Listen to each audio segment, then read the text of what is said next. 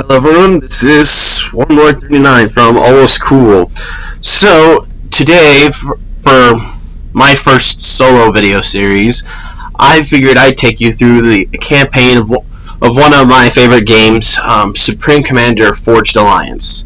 Now, this is sort of an older game. It's not extremely old, but it has been a long time since it has come out. But I feel that this game is one of the types of games that just never really gets old. It's still a fantastic game, and I haven't found many recent games that have quite matched it in terms of gameplay and strategy. So we'll go through the basic timeline video, and then we'll start the first mission, Operation Black Day. Alrighty, here we go. So, I'll also go over the little intro video that starts the game. The point of the background on this is that there were these three factions: the Cybrans, people who had AI chips implanted in their heads; the UEF, the United Earth Federation, and the Aeon Illuminate, group of religious group, had been in what was known as the Infinite War, a war that had lasted for over 100 years. It was mainly fought using armored command units and quantum gateway travel. However, this came to an end back when one faction, and it is left indeterminate in this game which faction did so, when one faction got to Earth and fired off what it was a super weapon known as Black Sun. Black Sun in turn tore a hole in between reality and a place known as the Quantum Realm, and an alien group known as the Seraphim came through. And this timeline that we've been going through here, you've been able to keep up, has been telling how steadily humanity has been pushed back. It has splintered into those who choose to support the aliens and those who have not. And currently it's going through right now how the three different factions have banded together in order to try and save humanity. So it has been a couple years since the since the rift has been opened, and so far humanity has managed only a few wins, and only in the recent year or so. And this Fort Clark is where we will begin our story. So we will begin with Operation Black Day. I don't know how the hell this happened, but those bastards found us. They've made planetfall and are attacking Fort Clark and the outlying civilian centers. This is the end of the road for us, Commander. Fort Clark is our last base of operations, and all of our evacuation routes have been severed. If we falter today, the Seraphim and their lackeys will have free rein to butcher every last human in the galaxy. We have no other choice but to dig in and hold the line. General Fletcher is already on planet and leading the defense of Fort Clark. We want to open up a second front, which is why you're gating in south of his position. This is your LZ. There are 2 Order bases at this location, and they are providing reinforcements for the Order's assault on Fort Clark. You will destroy all Order structures and then push inland. Continue north until you link up with Fletcher. Once the siege on Fort Clark has been lifted, the 2 of you will directly assault and destroy the Seraphim Commander. Failure is not an option, Commander. Alrighty, that was General Hall. And I guess I might want to address this now. There will be several characters introduced here and there that won't be given much of an introduction, and I realized this when I finally went back and bought the original Supreme Commander. This is because that the individuals belonging to each faction were there pretty much the entire campaign for the original one, whether you chose the UEF, the Cybran, or the Aeon. And as such, they were never given much introduction in this particular game. I felt that they've still done well at introducing the characters here and there, and it's done really well. So, we will be playing on normal difficulty, as I haven't played the campaign for a while now, and I'm not sure exactly which of the three factions I'll on playing as, because you actually get to choose in the first mission. One particular point that it's small, but I like that they managed to do that.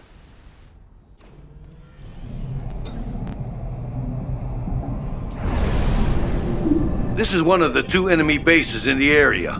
Blow them both back to the Stone Age and then sync up with Fletcher. There's a line of enemy artillery protecting the bases. They are targets of opportunity, but if you destroy them, it'll make your life a hell of a lot easier.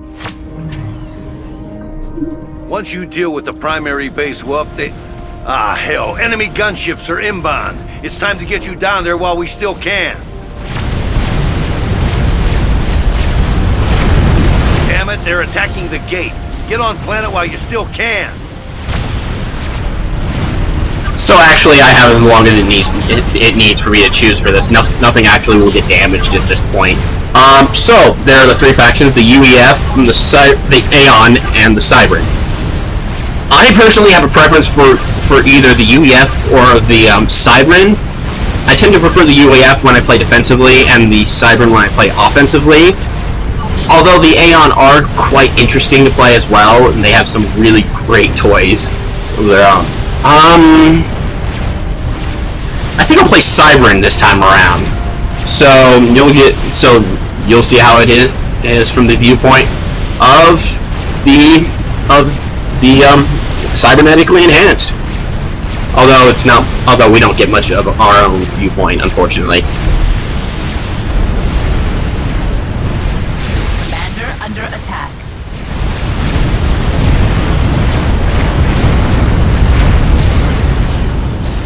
That was a little too close for comfort. Get it done, Commander. Right. A Cybran, huh? I thought you guys would be busy changing the water in Brackman's brain tank. Ignore him, Commander. Concentrate on the battle ahead. Dostra out. So I don't know if you noticed, but at the start, you'll notice up here we have my population. I currently have 50 out of 500, and a lot of you may be wondering how I am possibly miscounting out when I only have 11 units. Well, in Supreme Commander, the population limit is not for the individual units, it's for everything. Everything you build, with the exception of your ACU, I believe, and I'm not 100% positive that the ACU is actually an exception. I never actually bothered to find out. We're uploading the brick schematic to your ACU. The brick is a siege assault bot that has been modified so it can cross water. Another Brackman special. HQ out. So yeah, it's another one of the things I particularly like. It means that you can host huge armies if you really want to play offensively, but if you want to play defensively, it still limits you and prevents you from basically building defense and then building that same massive army at your leisure.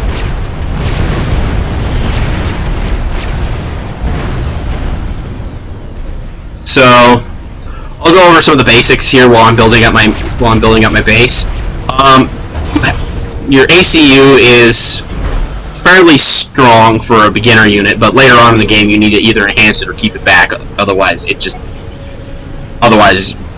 it will tank. And in the campaign, since your ACU is technically supposed to be you, if you lose your ACU in the campaign, it's game over. You're done. So the ACU is your most important unit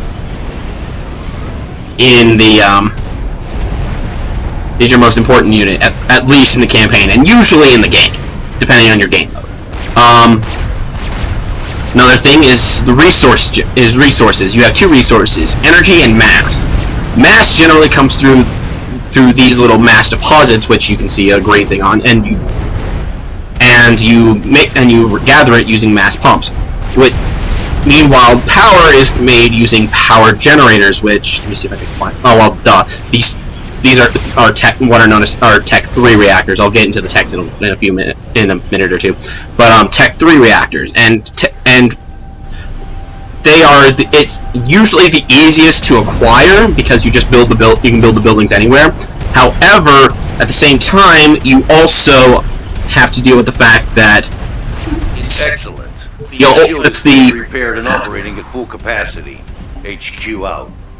So bonus objectives actually don't really have much effect on the game. I've never really seen that it actually will penalize you later on if you do bonus objectives, but I tend to do them just so that way, because at the very least they tend to make your life easier. Anyway, what was I saying? All right, okay. So for the power generators. Enemy subs are operating in the channel north of your LZ, Commander. Destroy them. HQ out. Dang it. So, while they may be able to be placed anywhere, at the same time, they are used for more things, and a lot of buildings and even some units will actually drain power in order to power things, such as radar and whatnot. Good job. With those subs out of the way, you can prepare your assault against the Order's positions on the mainland. HQ out. I just need to... Okay, so, and we've covered resources. There are ways to generate... You can actually generate mass without mass pumps, but those are use what are known as mass generators. And frankly, they are very energy intensive, to the point where sometimes, well, very often actually, they are just not worth it. Why am I doing that? Let's repair them. Sometimes I tend to enjoy building on top of the bases left behind. But to be honest, I really ought not to in some cases like this one. I should have enough of that. Okay, so you might have noticed I've chosen to upgrade my ACU. There are modules you can put on each ACU, and each faction has different modules. In this case, I'm choosing to add a resource allocation system to help give me more resources. So, and that will touch back on the resources real quick. So, if you've noticed, the resources up here are different than usual. You don't just have a stockpile of resources that are immediately subtracted. Instead, in Supreme Commander, you have resource rates. These rates are how much you get per second. Building units and buildings increases the amount of drain on your rate and decreases it. And as such, so right now I would be gaining 58 mass per second. However, I have a maximum storage of 3,000. As such, it is currently staying. However, if I had it run, let's just say -2. If I had a mass rate of -2, I would be losing 2 mass per second from my mass storage. But I could still continue building everything at the same rate. Once I've hit 0, however, on my mass storage, then it will immediately slow down the building speed of all units and whatnot. So theoretically, economy doesn't have to be all that big a deal if you're willing to put up with the freakishly slow rates. But it's still but of course, that's not the best idea. So I'm distracted here. Not the best multitasker. Yeah, so another thing you might notice is that this game allows you to see the orders that you've given and where they are. For example, these are the places. These are the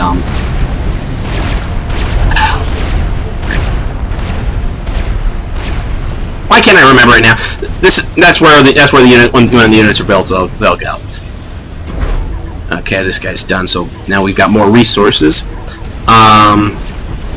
That's a personal favorite of mine. Oh, why not? I really love the laser on that thing.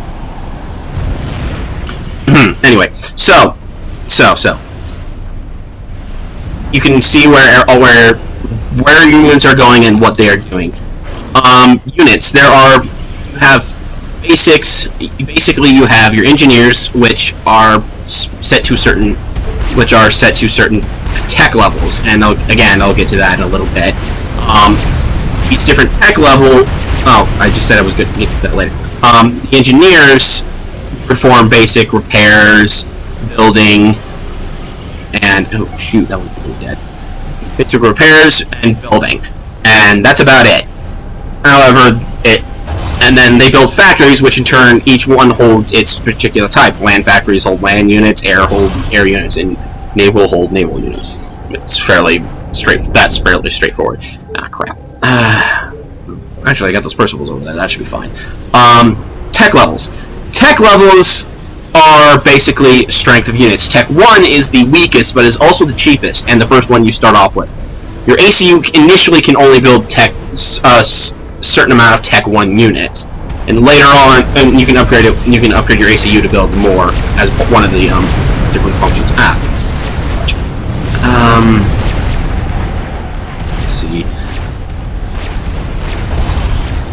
So Tech 2 is the medium set, and then Tech 3 is the advanced set. There is one tech after that is what is known as experimental. The experimental tech is extraordinarily expensive. However, one experimental level unit or experimental building can actually change the course of an entire game if used right. More so than any other individual unit. They are the most powerful of whatever it is. So, like, if you have an experimental land unit, it is among the most powerful there are, and frankly, you cannot be matched by anything short of another experimental.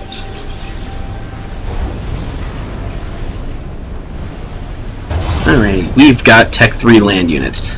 I will be getting some bricks to see if I can go hit that defensive line. So, okay. Go repair that. Jeez, that's got mauled.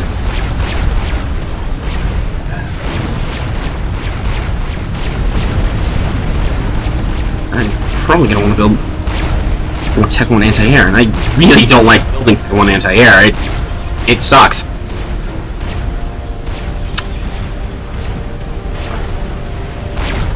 Ugh.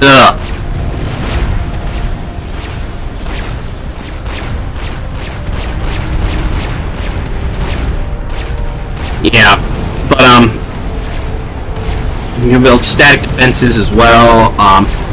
The engineers from various techs cannot build what is above their tech level. However, they can build what is below their tech level. So, like, my Tech 3 engineer can go and build a Tech 2 shield generator, which makes it very efficient and very and very nice, because otherwise you'd have to have several tech engineers for occasionally when you have that one. So, other thing, defenses. All three factions are fairly similar, and yet they have their immediate differences as well. So, like for example, the fact is, not everyone Cyberians here only have a Tech 2 shield generator. That's all they have. They don't have a Tech 3 shield generator, unlike every other faction. However, they make up for it in a different way. Specifically, their shield generators can upgrade multiple times, as opposed to other ones, which, if they can upgrade from Tech 2 to Tech 3. As such, the Cybran, while theirs might be generally might be considered weak against it, it means that it can be used in a lot more situations that other factions might not be able to use theirs. Like if you're running low on resources. Okay, let's start getting some Tech 3 air defenses, because, yeesh, they're mauling me.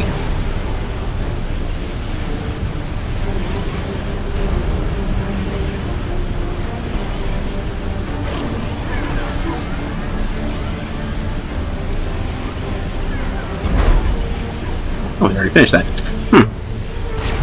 So, other things you can build are, you can build buildings that are mass energy storages, like I'm building over here. Those increase the amount of mass and energy you can have in storage, meaning that it increases the amount of drain you can actually leave on your buildings for a certain amount of time. So those can be very handy. Where is that guy? That guy's over there. Oh, that. Go ahead and repair that.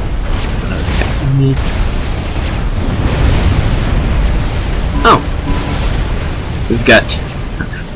So I'll also let you on another habit. I tend to turtle a lot in this game, and when I said earlier UEF versus Cybran, being offensive versus defensive, I tend to still be more defensive than a lot of other people might be. It's just how I go. Oh, those ones are almost. That was close.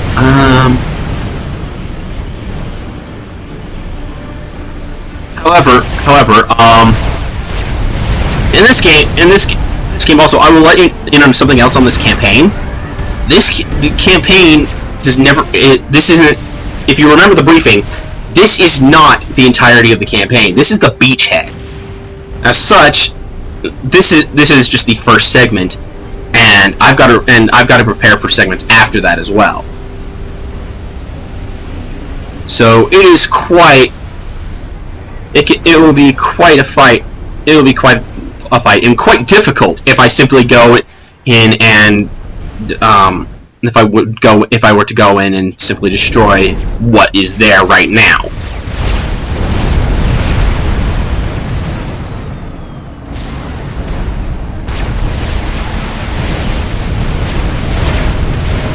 So, oh yeah, another thing about like the minimap, you can see the items, you can see the different types right there. Like, well, obviously those are marked by the optional positions as well, but you can see what each building and what each unit is if you've managed to see it before.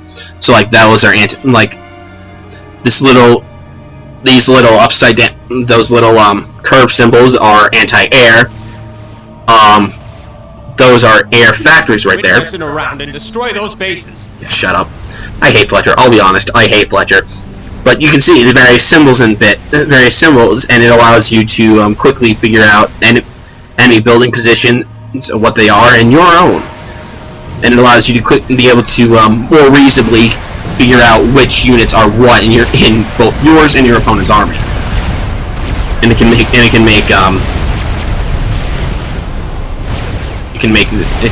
these situations a lot easier.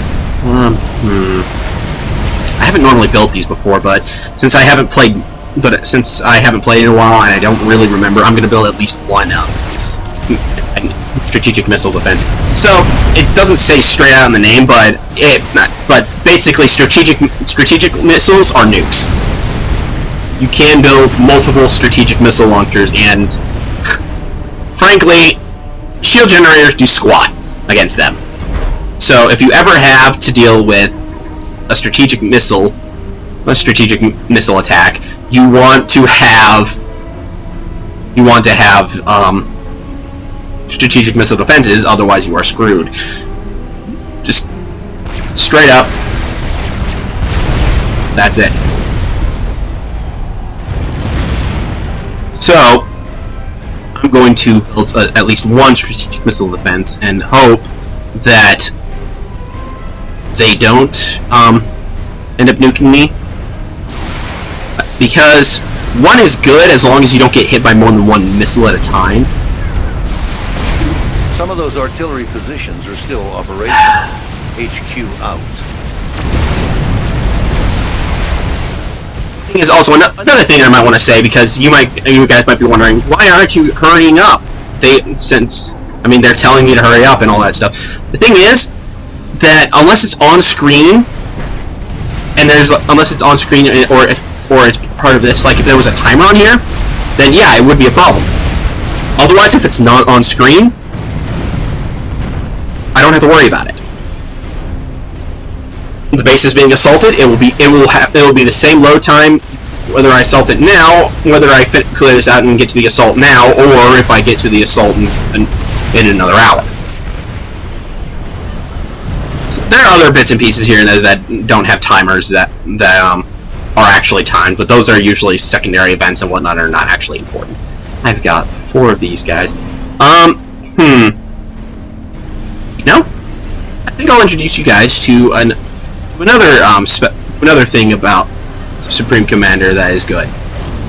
So, when you have units like these engineers of mine that are no longer really of use, since I can get Tech 3 engineers and they will be just as good, you can do what is known as reclaiming. It takes a unit and reclaims the mass that was put into it. This means, and if you see all these destroyed buildings and units on the ground, those can be used for the map. Those can be reclaimed as well. It is a fantastic system. That means if you have been fighting a lot and you are low on mass and energy, you can go and reclaim the corpses of your fallen enemy, and in turn use them to build up your own forces.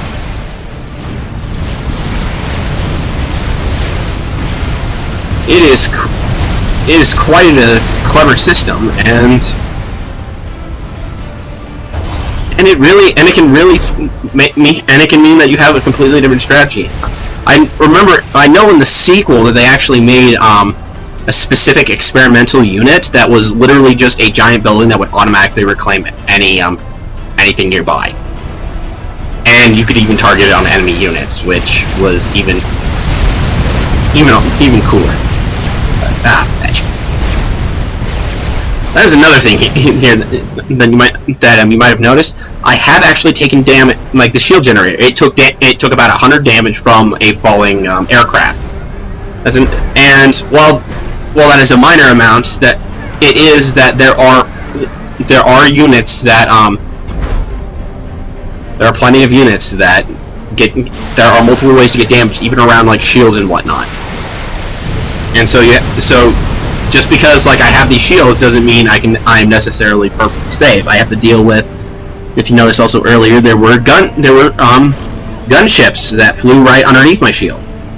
So shields are not the be-all end-all of a base. They are immensely helpful, however, and whatnot. And as long as against bomber units in particular, oh, they're a godsend. Against gunships, not so much.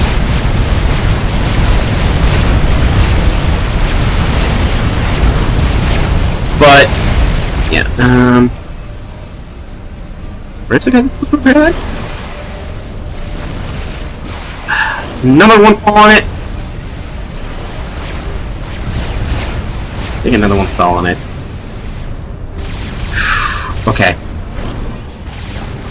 Shoot. Notice my power generation has dived, and that is one of the things I meant earlier, where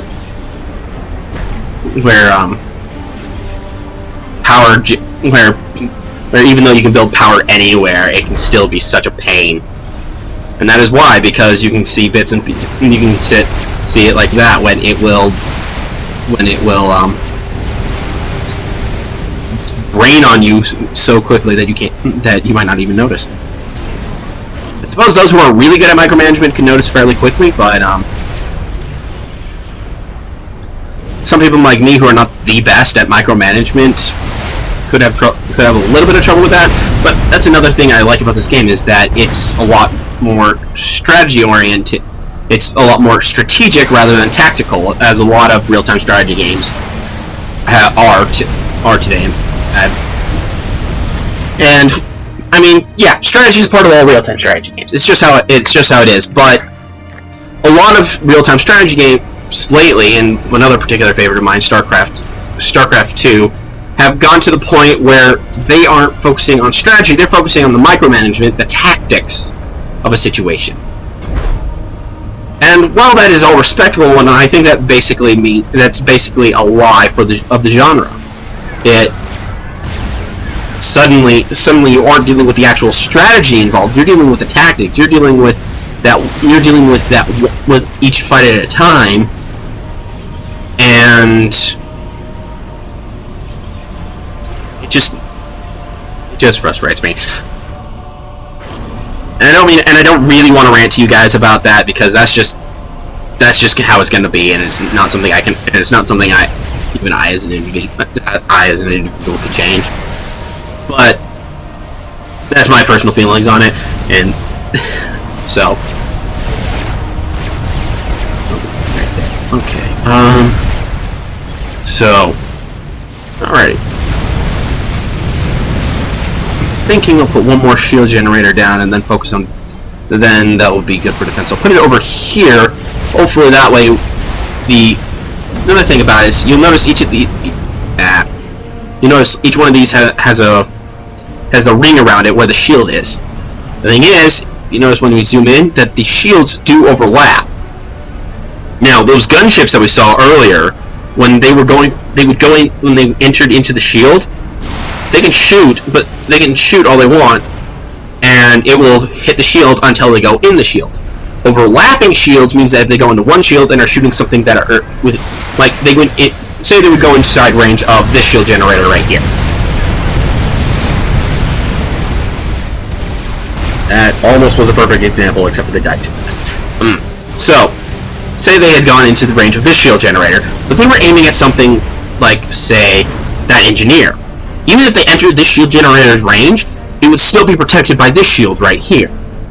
So that is some of the various bits and pieces on it. So I will say another thing about this is that the AI for the campaign tends to stick to one strategy, namely that is building units and then chucking them at you from a specific direction. Honestly, it's not very smart in the campaign. It's a little bit smarter in the skirmish, but at normal difficulty, it's still honestly not that smart.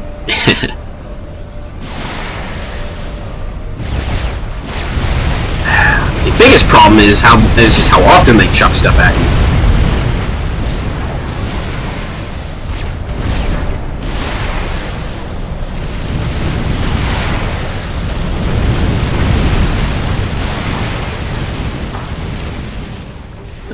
There we go. Okay, so here's another thing you might have noticed on my screen when I was going through the building options and whatnot. There is no Tech 3 land defense. This is true for the majority of the races or factions. The UEF is the one exception to that. They are the only faction that has a Tech 3 land defense, which is one of the reasons why I say when I tend to play even more defensively than normal, I tend to choose UEF, because those Tech 3 defenses just maul everything. So, but that doesn't mean that Tech 2 defenses are not effective. Tech 2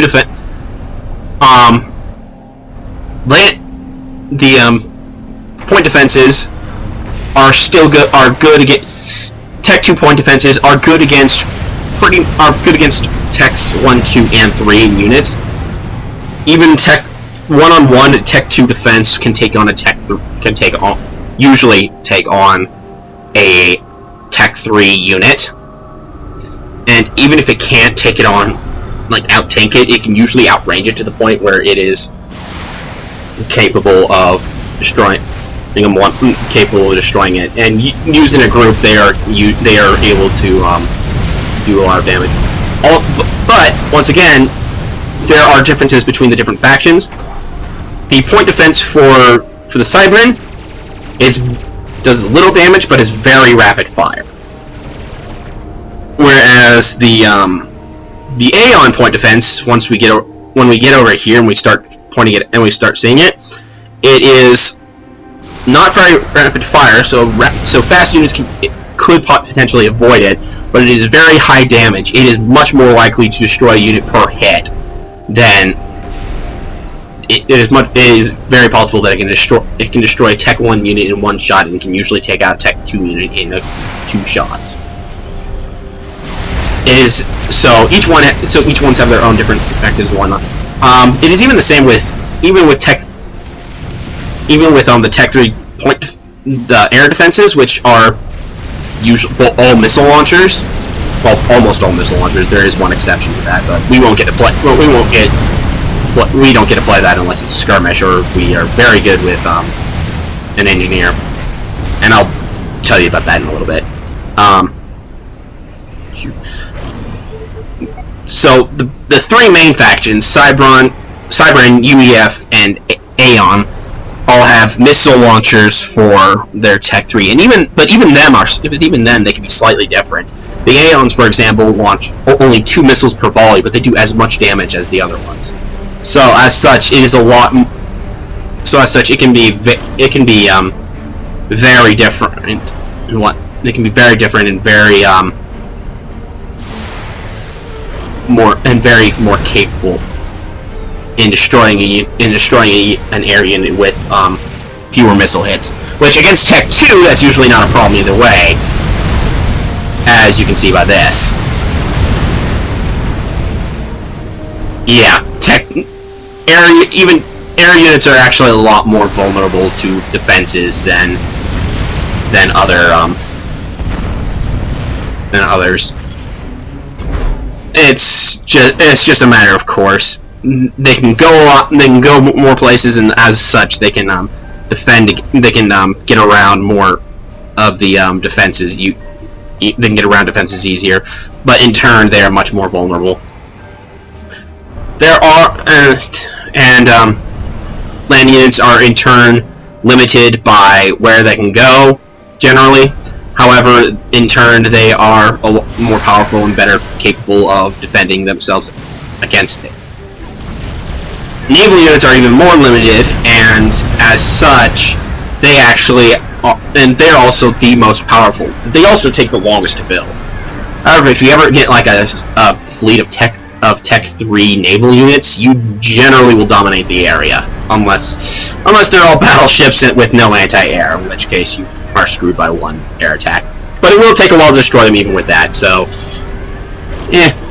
you still might win. Okay, so here you can see we have the experimentals. The current experimentals we have access to, as you might have noticed, like these units right there, it said we were capable of giving it. They gave the schematics for these, the brick. That is because that these units were added in this expansion, Forged Alliance. They did not exist in the original game. And so, with the exception of those, all the units I currently have available to me are units from the original game. More units from Forged Alliance are unlocked as the campaign goes on. But you'll get to see that. So, I'm going to build a pair of Tech 3 gunships and one Tech 3 assault bot. And those will take a while, if you notice. Down on the bottom left, it will actually tell you how long it takes this unit individually to make. It also tells you the amount of mass or energy it will take, and how much that will be, like, percentage-wise. Now, you can speed this up with multiple units. Like, I could order 2 engineers to build the same unit, and it would take, maybe not half the time, but it would take significantly less. However, in turn, it would double the cost. So, just use that sort of thing at its own discretion, all that. Okay, actually, let's get... So, I'm shift-clicking on that, which means that each one of these is going to build 5, and since I had 4 selected, it will build the same selection on each. And so now I'll be getting 20 gunships. Gunships, well, you've already seen gunships versus bombers. Bombers bombers do more damage and are less likely to stick around. However, they are more easily blocked by things like shields. Gunships do less damage and whatnot, but they are also more easy to direct. They don't have to make passes overhead, and they are capable of getting underneath the shields of an enemy shields to destroy them. So here's a bit of lore that I actually haven't stated, but you might have gathered from earlier. So the Armored Command Unit in the campaign is you. That is you. But this. So the question is, what are each of these individual units? They are all robots. They are all linked through a series of computers to your command unit, and you in turn command them across the entire battlefield. The lore behind that was along the lines of it was too energy intensive to transport massive armies, and so they decided that they were going to instead they were going to limit it to one unit that could build an army at its location. I may want to build more Tech 2 defenses. So that is one thing I will say about the defenses. As I said, a group of them can generally be fairly good against a group of up to Tech 3 units, but that's only in sufficient numbers. But since we can build up to 500 units in buildings, it tends to not be such a big deal, especially once you get to higher tech levels, because then that means you can build less units and deal more damage.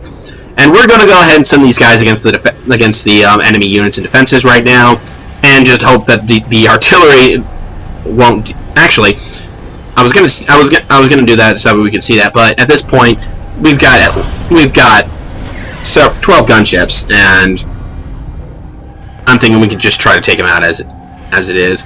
That ought to be enough, unless we get unlucky and there is some anti-air right there, so chances are most of these gunships won't survive. But unless we get unlucky with those massed air units, actually, let's move these guys out of the way. Then we ought to be able to defeat it. So, another thing about gunships. Gunships can only target ground units with the exception of other gunships. Gunships can target other gunships in the air. It is one feature that I've enjoyed. Oh my gosh, they ripped through me a lot faster than I thought. I guess because the first artillery position is destroyed. On one hand. Let's see. So each one of these should now be building another 3. So hopefully we'll have enough to take that out. We got lucky with that shot. So in that case, I think we're gonna let it be and let it finish building. Shoot. Wait, did I get rid of the tech one? Where did he? Oh, right, I just left him right there. What was that engineer? There's that engineer. You can go ahead and just reclaim that guy since we don't want.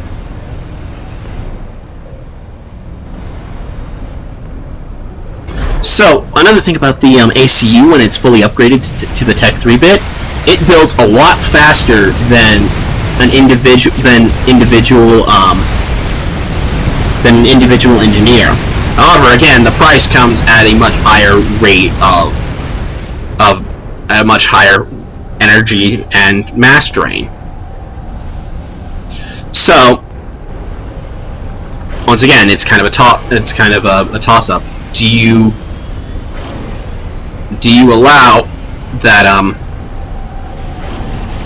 do you allow yourself to build at that high rate and hope that your resources hold out, or do you choose a slower rate, which means you theoretically could be overrun, but will not drain your resources? Oh man, they're really starting to chuck these guys at me. Okay. How many do we got? You know what? What we're going to do is we're going to remove one of those by right... Oh, that just didn't work. Yeah. Fine. So now we got 16, and this time this should be enough to take out that artillery position. So we'll go ahead and try to take out that last artillery position so we can send in the bricks without having to worry about being blasted by artillery, which is even more destructive than point defense at the cost of being fairly inaccurate. But against units that move relatively slowly and whatnot, then so after that we'll just have them just run straight in, since I don't think. Wow, they lived a lot faster than those. HQ out. Actually, they're doing a fair amount of damage. Where are those two going? Turn around.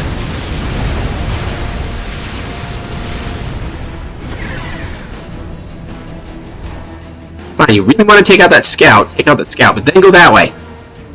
Moron.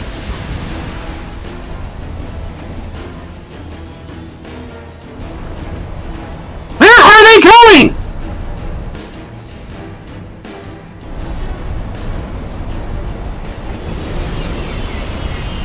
They decided to go through the repair platform. So yeah, this is a building that's a fuel and repair platform. It repairs and refuels air units, because air units have a limited amount of fuel as well. I forgot to mention that.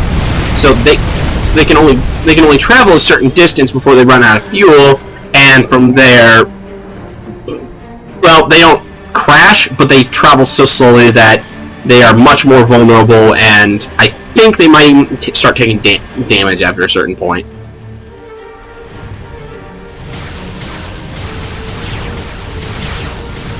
Oh shoot, air superiority fighter, which means my gunship doesn't stand a chance. Alright. Bricks have landed, and so as you can see right now, they can fire on that without being hit, because they simply outrange the Tech 2. And that was an Oblivion shot. Or no, maybe that was?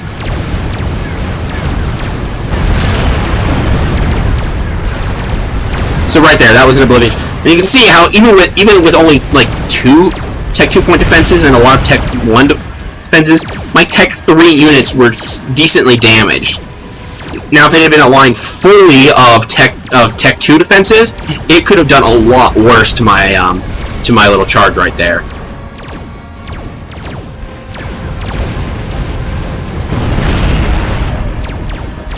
So, and I guess I might want to. I'll add on more. So beside where you can see the name of the brick, you can see how much HP it has and how much it can have. You can see the kill count, and after it kills a certain amount of units, it will gain veterancy, which means it will have additional health. I believe it does some additional damage as well. Ooh, fudge! I forgot about her. And in addition to that, the veterancy will also mean it will slightly regenerate its health, which greatly increases survivability of previous units. And we got her. Okay, so that actually was known as a support ACU. They are similar to ACUs, except for if you lose them if you lose them in the campaign, you do not lose the level. They are generally weaker, but at the same time you can actually build them, which is actually I actually have one of these here, which I can build a couple support command units from. They are relatively expensive and can take 5 minutes to build, but they are very effective as both combat units and engineers. And as such, they are usually worth it. And if you want to use them the right way, they are effective. They are decently effective suicide units, as you can see by the explosion rate right here. But generally only right. Now, if you ever lose an actual ACU, usually if you lose an ACU that's like in the middle of your base, you are screwed, because they blow up with the force of a nuke. And no, I'm not kidding. The explosion radius is pretty much the same as a nuke. It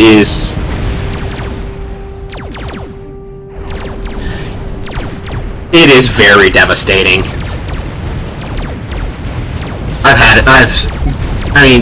That is why generally ACUs are like some of the biggest targets in a base. because when they blow up, they'll blow up like in a huge radius and can destroy other volatile. Scratch one of the bases. HQ out. So one of the bases, I destroyed all the buildings that were necessary, and as such, I have completed half of the first main objective. I'm going to go ahead and take this out, so that way my later troops will not be distracted by this sort of thing. Because that can happen. Oh, wow. Wow! I saw that group there, but they were just sitting there. I suppose I should have expected them to do something, but... Eesh.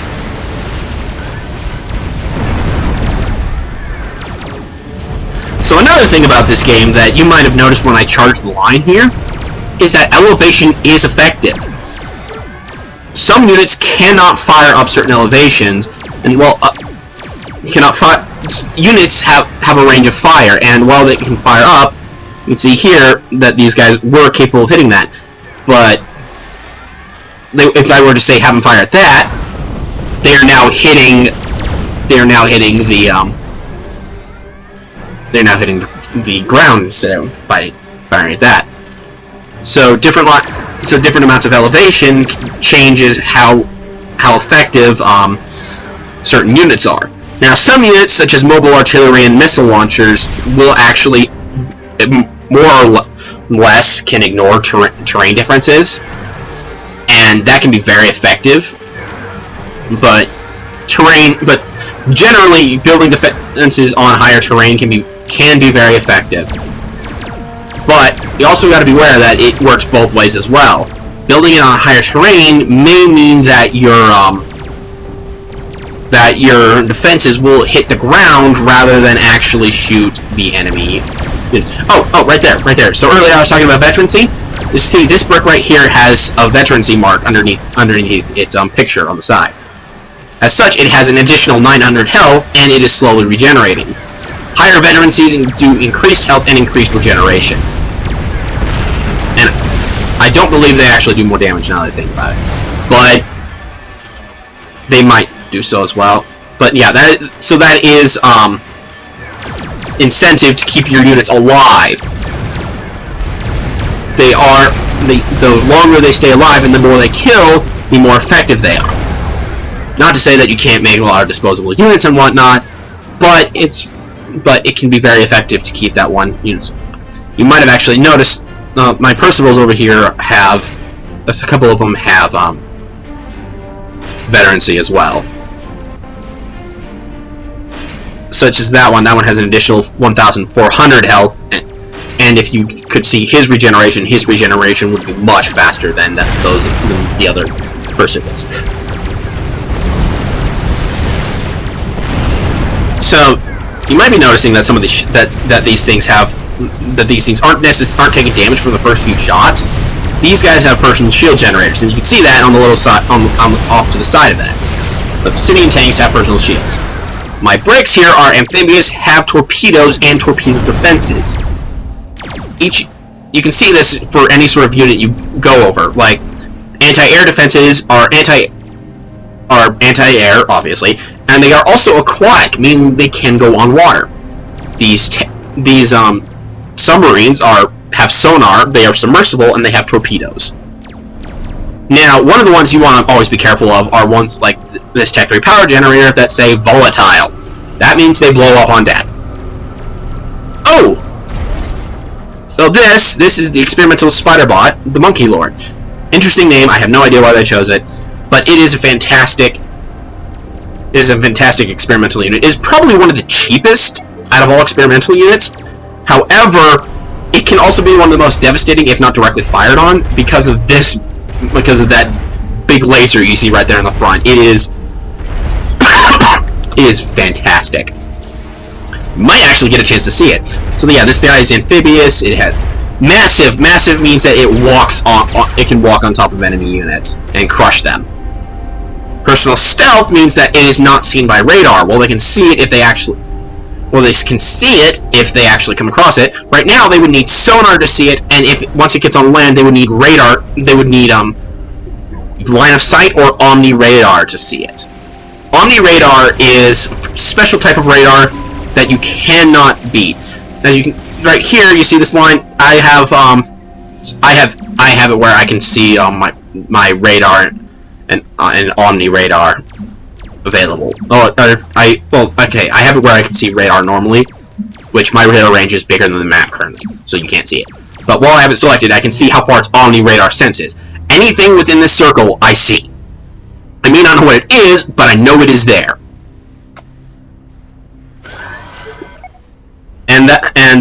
So my Monkey Lord here has to either be within that sort of circle for the enemy, or within the line of sight to be seen.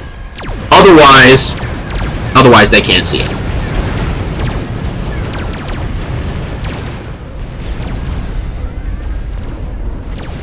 Oh, and over here, I didn't notice this, I have my first one.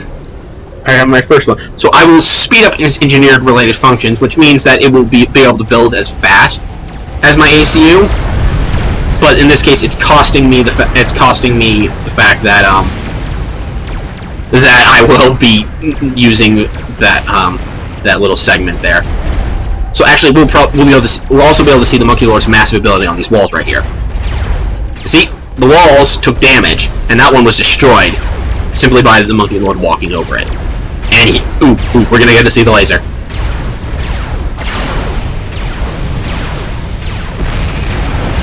That thing, that is my favorite part about it. That is the main reason why I build these. It mauls through the majority of land. Through the majority of land units. Only other experimentals and some buildings can stand up to it for any reasonable amount of time. And plus, it has those bolters as well, which do Tech 3 Factory and that is another thing about air units. You do not need anti-air when they are on the ground, and they do land. So with no, I think that's just, with the exception of like some experimental units, that's the way they are. Make yourself useful and destroy those bases. Fletcher. That's both of them. Proceed. We're gonna move back. Queue out. Constable Graham is on the horn. I'm patching him through. Okay. And here we are now in the second segment of this. Units have overwhelmed most of our defenses. We've been cut off from Fort Clark, and General Fletcher is unable to get reinforcements to us. We need your help.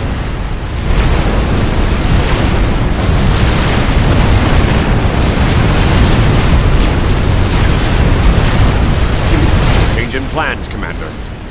Fletcher's going to have to hold Fort Clark a bit longer on his own. You will defend the civilians and eradicate any enemy forces. I shall cleanse everyone on this planet. You are fools. And I've got my Soul Rippers up. So, Soul Rippers are very effective gunships. They do not have great anti-air. However, as they are experimentals, that means that if they're swarmed, they'll die. But if they are taken on by by a couple air superiority fighters, they'll still be fine. So, I have to destroy these assault bases over there, and I have to defend the civilian structures, and I have to keep at least 50% of them alive. Somehow, and I never quite understand this, I start off with less than 100%. But, we can deal with that. So, alrighty, we will increase this guy's resource allocation, because once again, we don't want to run low of resources. Let's see about building a couple more of these, because these are very effective.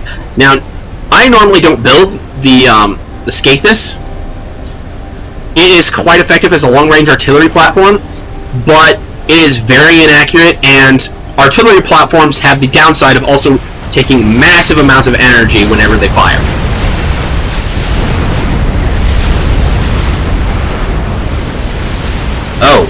Oh geez. That was a tick. So yeah, you might notice my gunships are taking a decent amount of damage here, but they're being swarmed by these guys. However, they are extraordinarily strong, and moving them towards my base If these guys follow, then they won't end up lasting. But in the meantime, my units will take a fair amount of damage, and that can have very negative effects. Oh, they're going back now. Okay. So, I'm going to try and see if I can get these guys veterancy over there by having to defend the fort. Keep them... Oh. Yipe. They're really pushing. They're really pushing. Okay, this guy... Oh, new one. Okay, well, we're gonna build that straight away. And this guy's upgraded. Let's get him an anti-air system.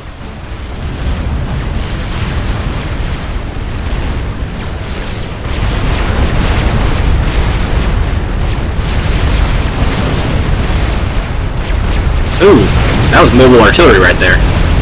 So, hopefully these guys will survive.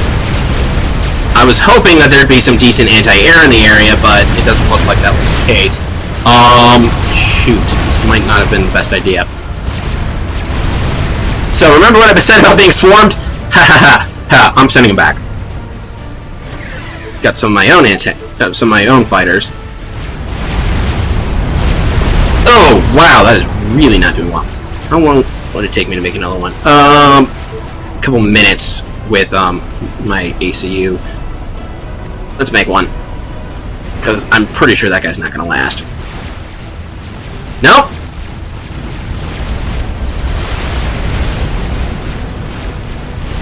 They lived. Okay. So actually, now I'm going to see if I can send my Monkey Lord there up. He's got personal stealth, so as long as they don't have Omni radar, I should be fine. And it looks like the edge of my radar is right over there. However, since these guys are my allies, and he has a Tech 2 radar right there, I can see the immediate area. I can't see the range of his radar currently. Oh god. But I can see what he is able to see. Okay. Okay, seriously, I need to send these back. These are not doing well at all. Okay. I tend to use these guys specifically as that particular time. Gosh dang it. Let's send you over there. See if I can. I think I want to try making another small base to get some of these mass deposits. If I can get some of these mass deposits, I can increase how much mass I got, and that's my biggest problem. Alrighty, I've got 8 air superiority fighters, and I've got 83% of the buildings.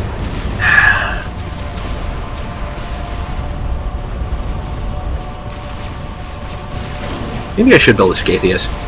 It would take 30 minutes. Oh, I can't with what I've currently got building. Maybe once that's done, I can. Well, Soul Ripper's done, I can build another one. But till then, well, all right. Well, I could put up Scathus and just. What's its range? Oh, that's it? I thought I had a longer range than that. So that larger circle is the edge of its range. Well, I guess.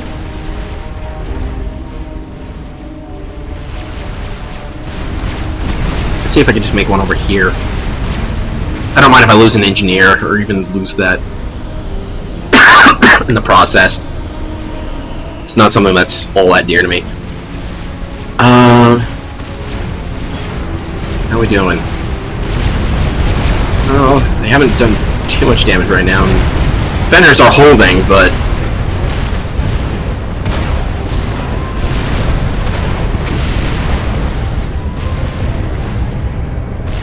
only just. Luckily, that guy's gonna get there soon. Okay. Shoot. Hear that one. Where's the other one? There it is. See if we can start repairing those and get those back into the fight.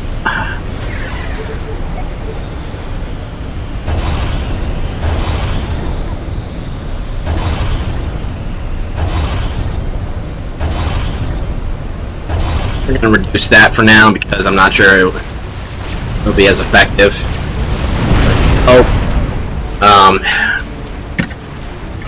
jeez. This is a little more difficult than... And yeah, this kind of goes to show my point of if I had simply just ran in and not built up some forces before now, it would have been very difficult in there. So I've got another Soul Ripper. If I want to take some... The problem is, I can't... That's a lot of air units, and I can't really send it in as is. What do we got here? Let's upgrade for stealth systems. Maybe we can get that guy to go. So, let me see. Can I see what his radar is? Okay, he's got some tactical defenses. They at least let me see what he's got. That's nice. So he's got a basic radar and a basic radar. Does he not have a tech? He doesn't even have a Tech 2 radar.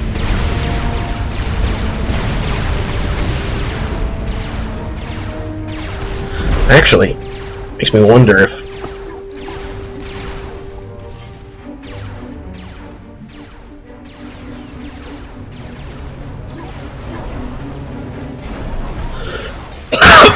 So that right there is, as it says, a stealth field generator. You know, anything in its range is stealth from radar. Nice and simple. Gonna go ahead and build those. Actually.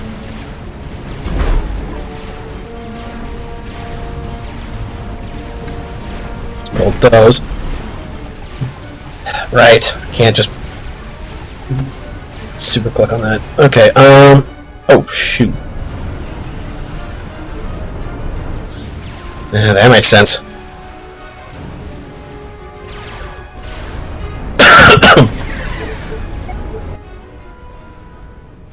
Okay, so right now it looks like my spider bot. It looks like my spider bot's going to prevent a fair amount of damage. And since it's got a high enough veterancy, even if they attack it, it shouldn't take enough damage that it will be in any danger. Thing is, most units don't have the range to hit the spider bot outside of its laser attack.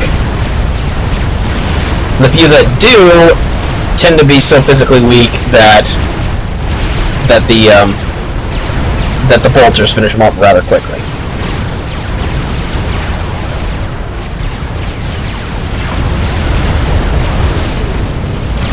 So it is taking damage. However, you notice it just gained another veterancy and it's now repairing it faster. So while it isn't invulnerable, depending on how much they keep throwing at it, it is a lot more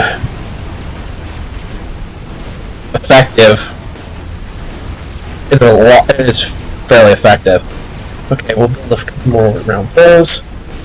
And shield generator, we'll build one there, one there, and one there.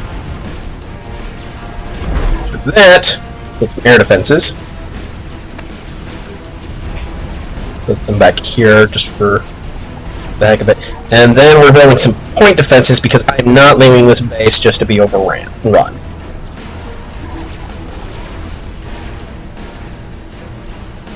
This is going to take a lot of my It's going to take a lot of unit. Let me see how many. Okay, not nearly as much as I thought.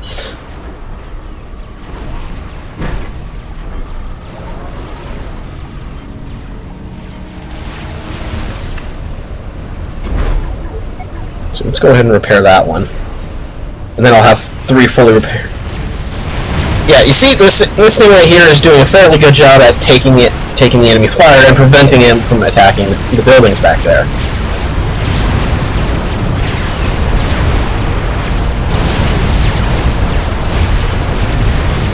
It may not be the best thing I could have done, but given the circumstances, I think it's doing a fairly good job. And hopefully we won't need more. Okay, so that's stealth field generators are up, so this area stealth. I'm going to want one more, actually.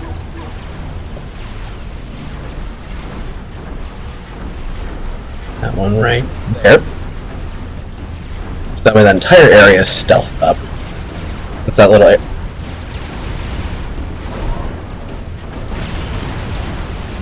I mean, I don't know how far the radar will be, but...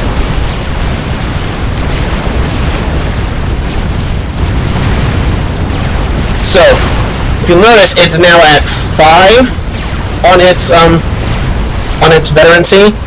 5 is the maximum it can go. Which means that unless there's a break from the attacks,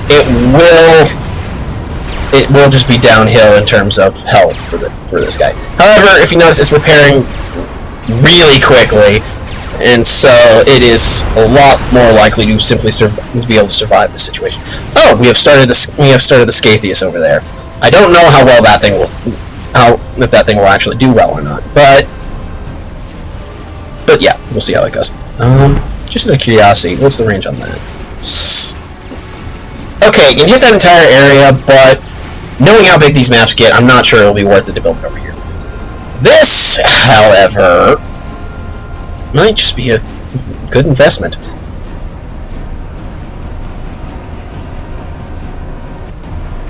Actually, let's build that first, and then we'll build that. So with my ACU, that will take almost 14 minutes to build.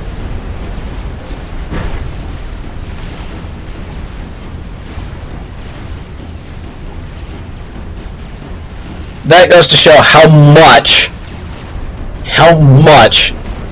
a nuclear missile launcher costs this game. They are the end all of static attacks.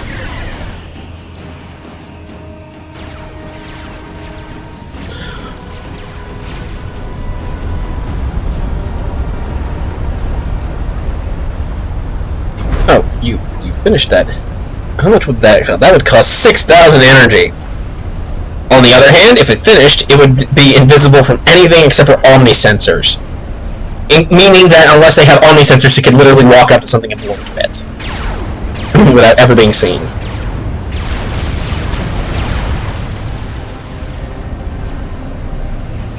However, given how much my mass is about to take a dive, I'm going to go ahead and hold off on that.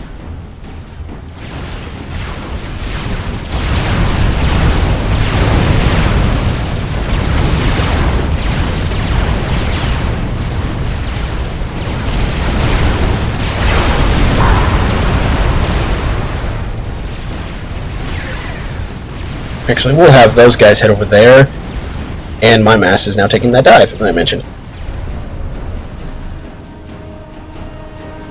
But once this is finished, we'll hopefully have a nuclear missile launcher. Well, hopefully nothing. We will have a nuclear missile launcher.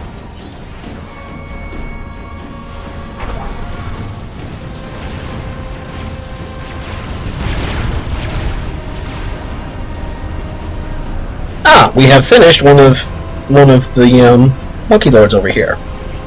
We'll finish the other two momentarily, and we'll send them off to join their comrade over there.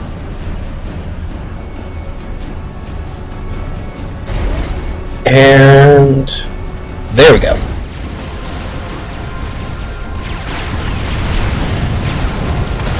So hopefully they will take some of the pressure off that one, gain veterancy of their own, and not get blown up. I can only hope. Seriously? When did that happen? Oi.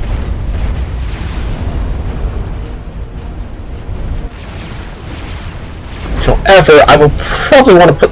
So, another thing you can do on engineer units, you can pause construction, which can allow you to, well, pause energy or mass intensive constructions, and allow the mass and energy to be directed elsewhere. So in this case, I am pausing construction of my nuclear missile launcher because construction elsewhere is a little bit more important at the moment. Because as much as awesome as a nuclear missile launcher is, I currently want, if I manage to gather all the mass from this area, and I forgot to queue up those other mass extractors. I'll queue those up. Actually, I will add in mass storages as well. Now, I don't always do this, but as long as you have a positive ratio, the amount you have in storage doesn't matter, and that's a little bit obvious. But adding on storages adjacent to the production facilities increases how much the production facilities create. You can also do this with other buildings, like sending them adjacent to a factory. It will not increase the production rate. Instead, what it will do, it will decrease the amount of mass used by said facility. Which is why I positioned the missile launcher right next to a power generator and a fabricator, so that it will use less mass and energy when it builds nuclear missiles.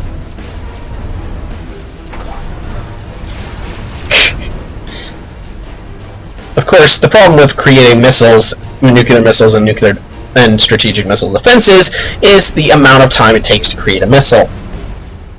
This we created early on, if you recall, and it is not even created its second missile yet, out of 10.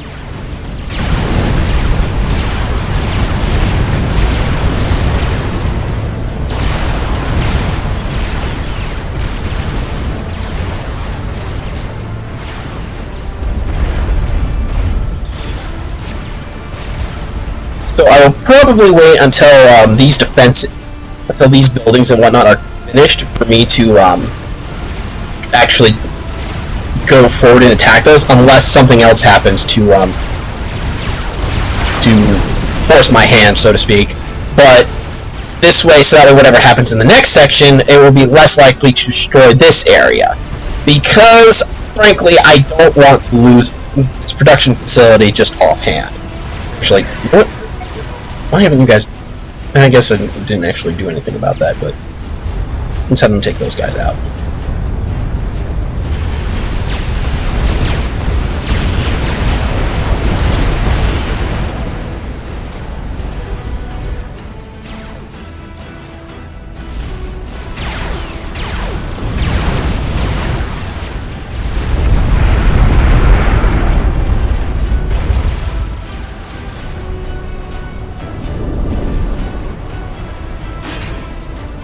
Actually, another thing I might want to do for defenses over here, because, I mean, generally, if there's water, there will be some sort of naval combat, unless it's like a very small area.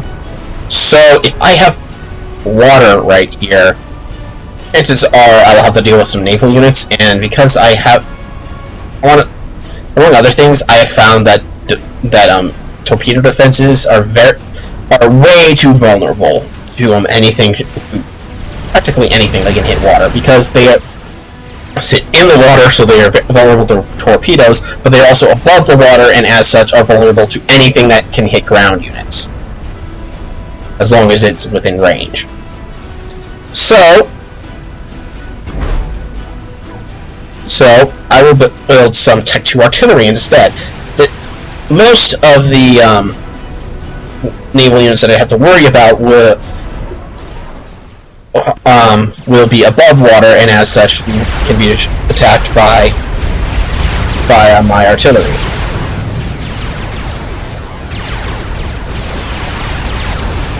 Oh, apparently these guys don't need their first accolade to repair. That's not usually the case, but some experimental units apparently have that. But again, it speeds up with more veterancy.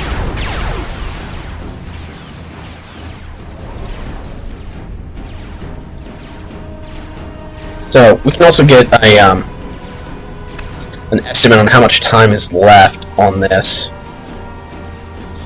So all the building that this guy is doing will be done in a little over 5 minutes.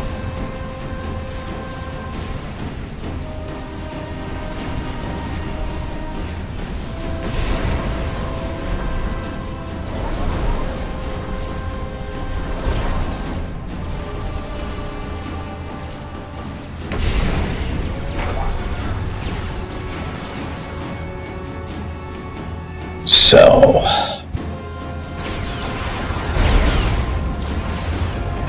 maybe I should go and break through one of the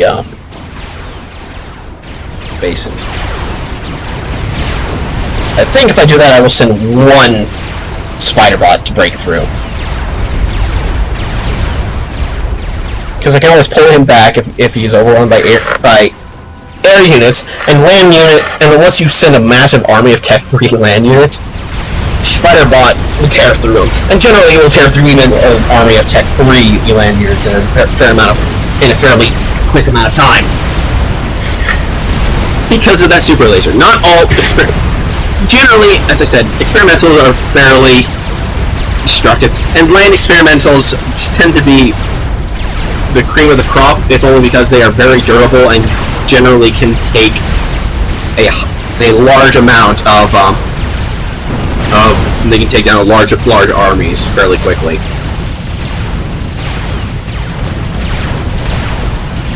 Experimental air units generally are fairly destructive, but a lot more vulnerable than their land-bound cousins. And building ones are generally extraordinarily vulnerable, but have immense capabilities, even more so than their than land experimentals. And naval experimentals aren't. I think there's only 2 of those, but those are kind of an iffy proposition. They aren't extraordinarily tough or extraordinarily destructive, but they are actually, those ones are more versatile than others are. And I'm getting him out of there because that's a lot of gunships. Oh, they must have a shield. They have a shield generator, right?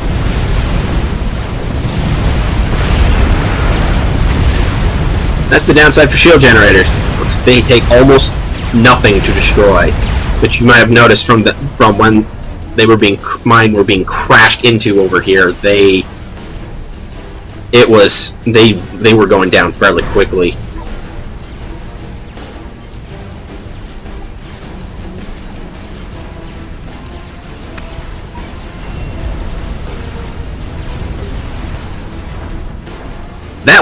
That one storage might be outside of its stealth. Might be outside the stealth range. Oh my gosh, he might not make it after all. Oh no, he made it.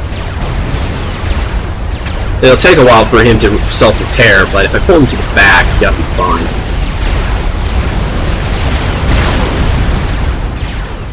And I've taken out part of their land capabilities.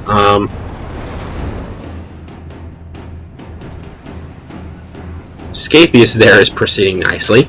Now, how long will that take? About another 17 minutes. I think we can unpause him. It's fine, and I'm pretty sure we can also get him the personal cloaking.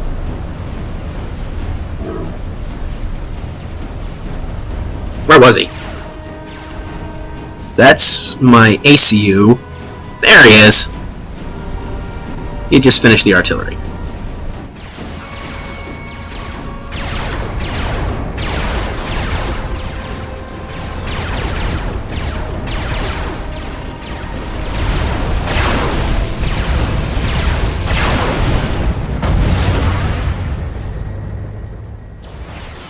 Another thing I tend to enjoy about this game is that unless it says otherwise, generally units can fire on the move. And that's not something you see a lot in games anymore. Generally, it's like it's very specific if they are allowed to fire on the move.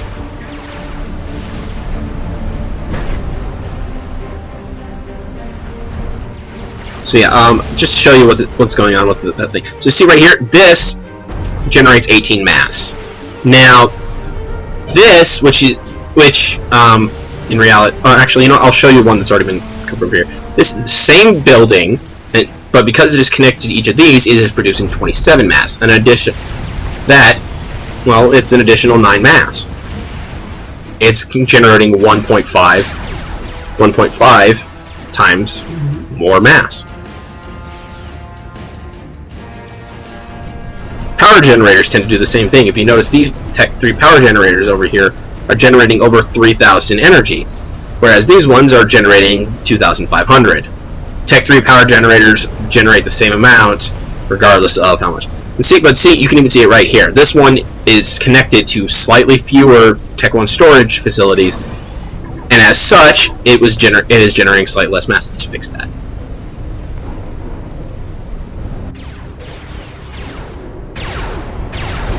Oh my gosh! How did that happen? Okay, I did not notice how that happened. We are moving that guy back. I am not sure how that happened. That is bad. That is very bad. Especially since they're volatile. I don't want it going up right next to any of these guys.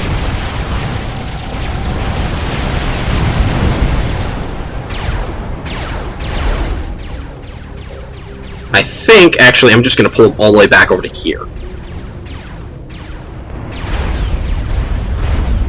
Hopefully he won't get attacked along the way. As long as they don't have Omni Radar again, and they don't get lucky with, like, stealth systems and whatnot, then he ought to be able to make it back to here.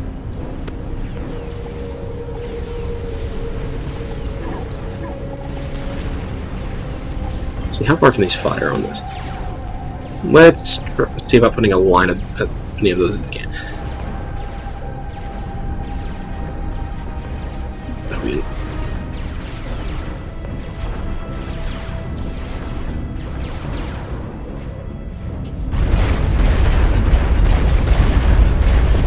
Nisha did not expect that guy.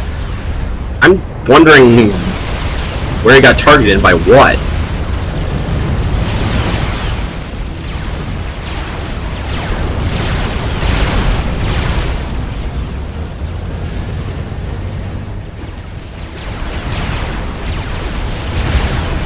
Well, these things are still on 83, so as of right now, just parking some spider bots out in front has been very effective.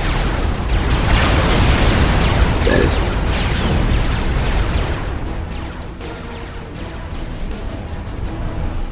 He is currently building. That will be done in 8 minutes. That will be done in 13 minutes. And I'm thinking of building a Tech 3 artillery platform over here as well. That would take a fair amount of time, and it would be a fair energy drain. I'd probably put at least a pair of power generators over here. I think I'm going to do it. But the plus side of it is that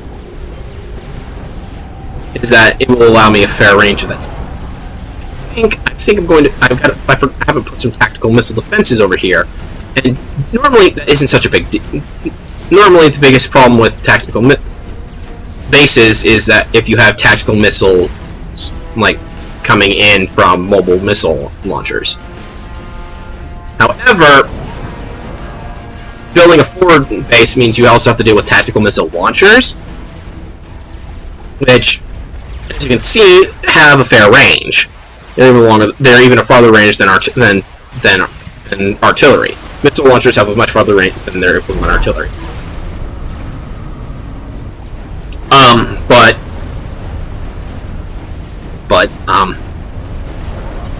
But in turn, they require you to actually build the missiles, which can be very resource intensive.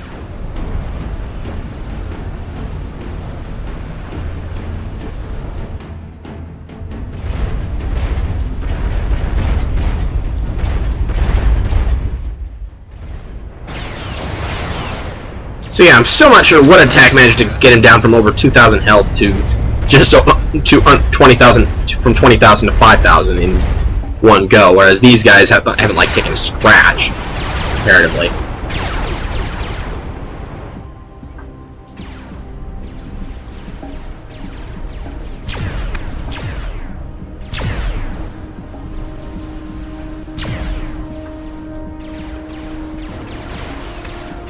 Yeah, that is the other. As you might have noticed, each of these are take energy to fire, and while they are stationary and automatic, again they have a slightly smaller range than missile. They have a smaller range than their equivalent missile launchers, and take energy for every shot. Given enough power, however, they are very effective. They're very effective, and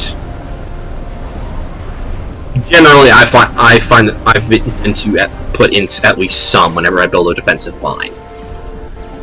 As there are well, not several units. There are some units that are capable of outranging point defenses.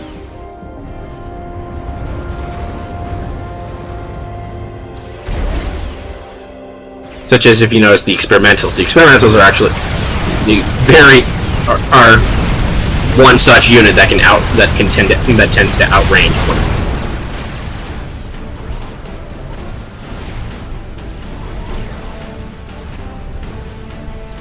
And there we go. He is now building the Disruptor Tech 3 Heavy Artillery.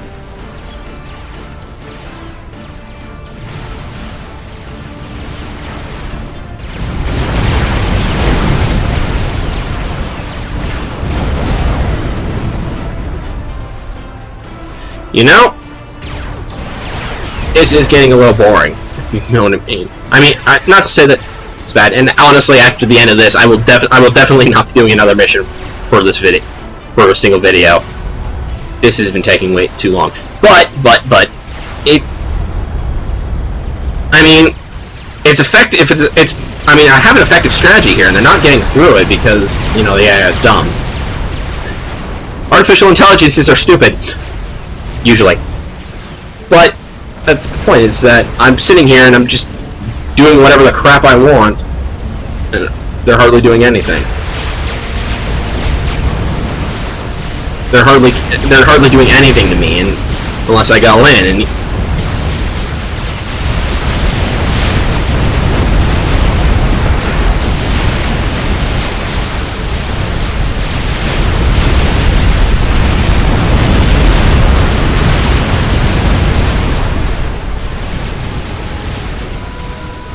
so, if I pull back and they end up seeing my stealth space, I will have just neutralized the main reason they have in there, is that they won't be able to see it there unless they get visual line or omni sensors,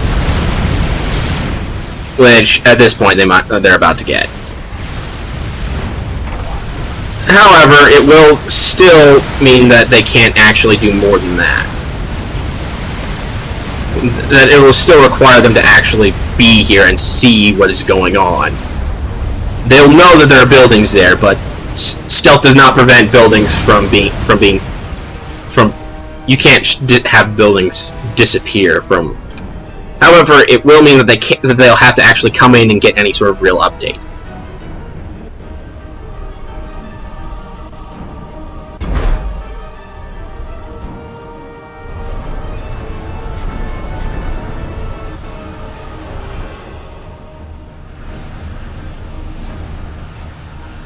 So this is nearly completed. This will be done in about 3 minutes, and that will be done in 8 minutes. Yes, this is the one downside, but this is one of the major downsides for Supreme Commander is that it can take a very long time to build certain things. On the other hand, they are very effective at changing up the game from its position, and so it makes sense. To build a nuclear missile launcher, you need a crap ton of resources, and even with that, you still need a crap ton of time. But one nuke can destroy an entire base if not properly defended. And by properly defended, I mean you build another defense which takes a fair amount of time and takes a fair amount of time to build that defensive its actual, you know, missiles.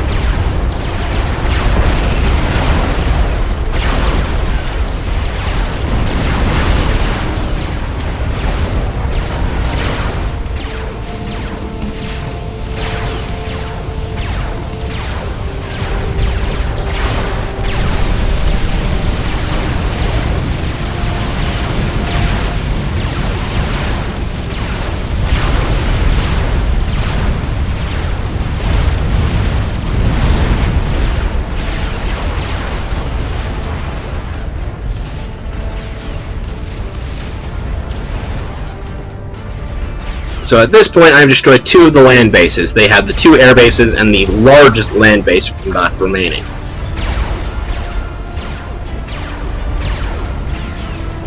And as you see, it will probably be relatively easy to go through. My mass resources are getting low, however, with the 1 minute remaining, I believe that I will be fine leaving it alone.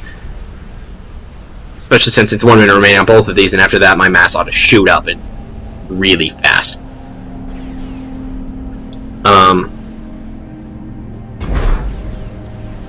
Well, you know, until I start repairing these at this. That's gonna take a huge chunk out of my mass. Okay, 30 seconds left.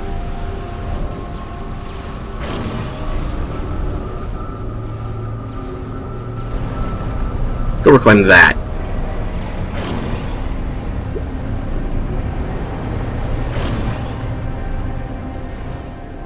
So yeah, once it starts flashing yellow, that means that you are losing an immense amount of mass, and that you will relatively soon be out of your mass storage. As you can see, because I have now finished this, it is no longer flashing yellow. Eventually it will start flashing yellow once again, meaning that I will be running low on resources. But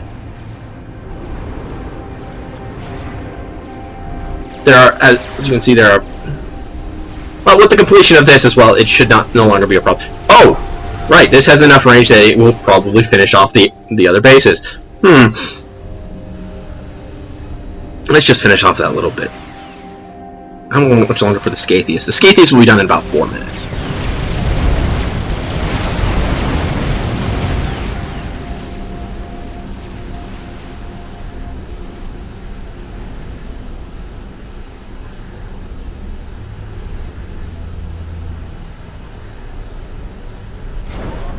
Alright, one of my gunships is finished.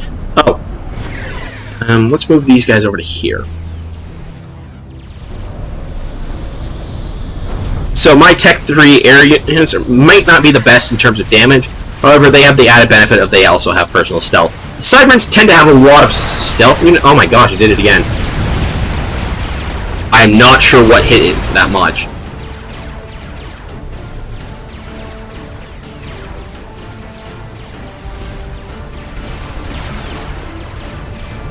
So as you can see, this... Whoa, how did this take damage? Oh. Something landed on it. But yeah, this uses over 3,000 energy per shot.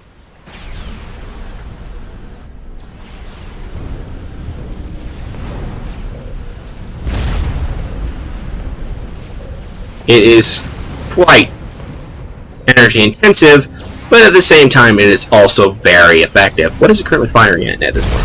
It is firing at the shield, one of the shield generators. Specifically, it looks like that one. And heavy artillery and Tech 3 artillery tends to not be delayed by shields for long.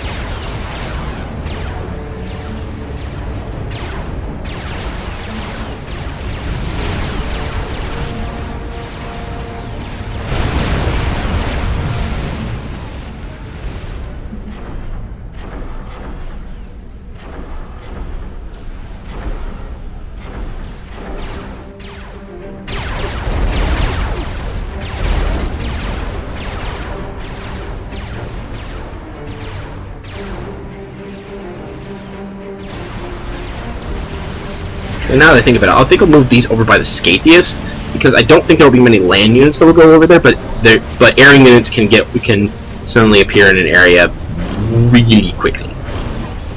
Let's send you back in. Ah! And that shield generator has been destroyed, meaning that they are doing some really heavy damage.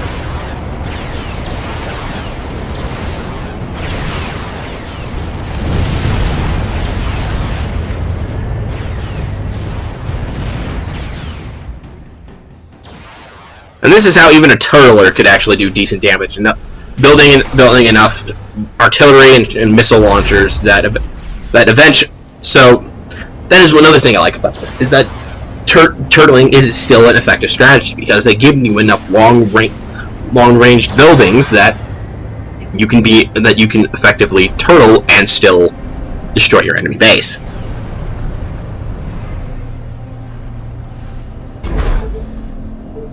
I wonder what happened. No, assist. Yeah.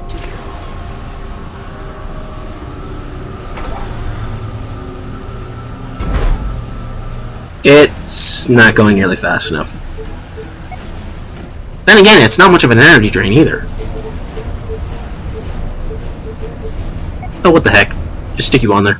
Faster nukes means faster end.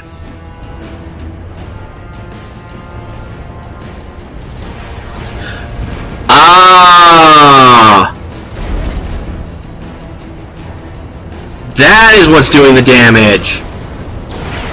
So, that shot there, you might not have seen where it was from, but that was from a Tech 3 mobile artillery, I believe.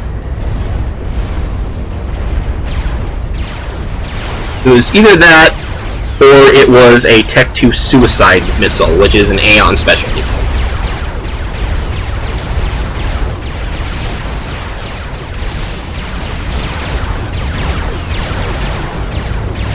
Either one of those is fairly deadly.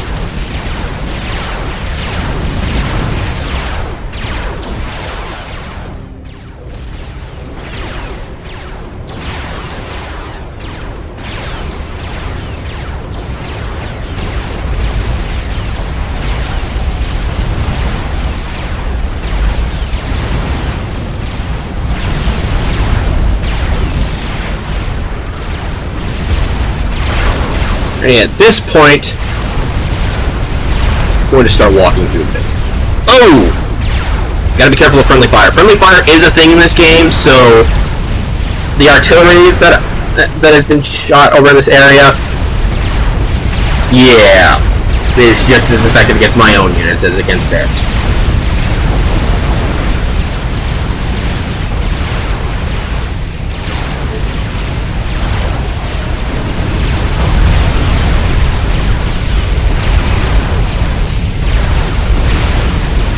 That is the one thing I dislike about these lasers, is that they will turn and start firing at what's behind them, even if they can't actually reach it.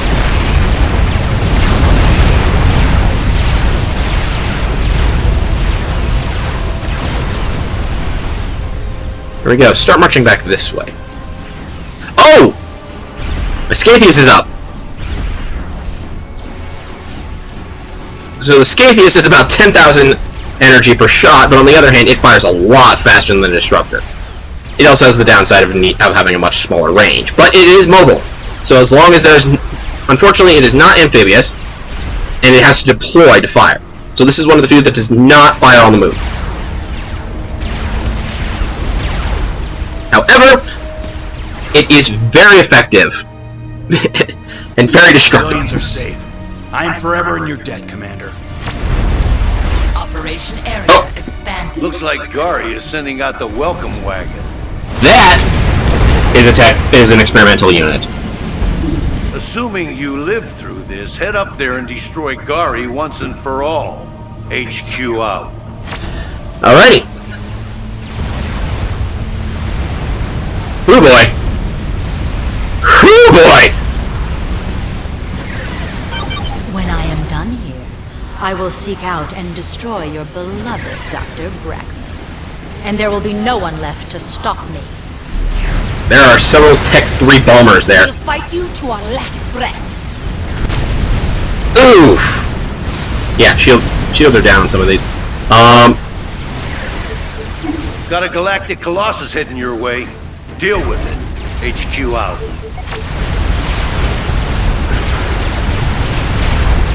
So the Galactic Colossus only has one bait attack weapon.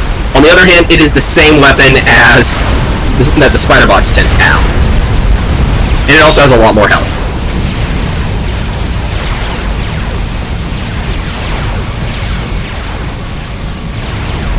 Ow. Okay, I'm probably gonna lose these guys. You may have stopped me, but you have no hope of defeating the Seraphim.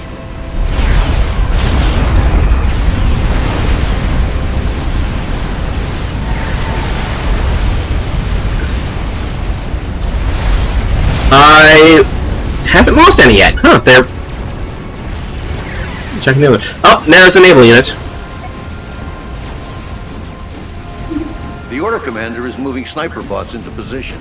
They're quick and pack a punch, but their armor isn't worth a damn. HQ out.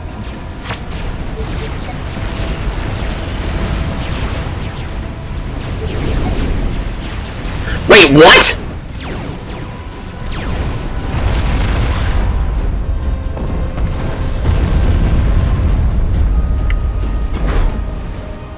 How did that plane get there? Okay, so sorry guys, I wasn't paying attention. I didn't think that I didn't think they would be able to land units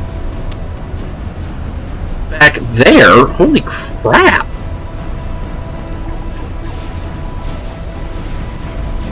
I mean, seriously, holy crap!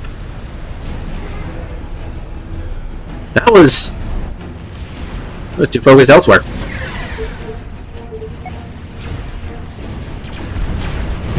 Okay, luckily at this point, I don't have to defend any of those guys. At this point, all I've got to do is take out the commander.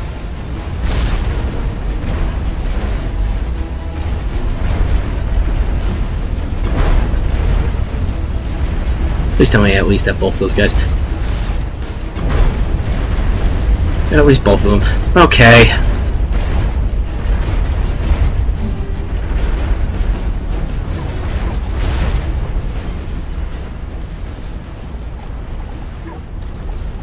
But seriously, that is another reason why I tend not to like the Scatheists.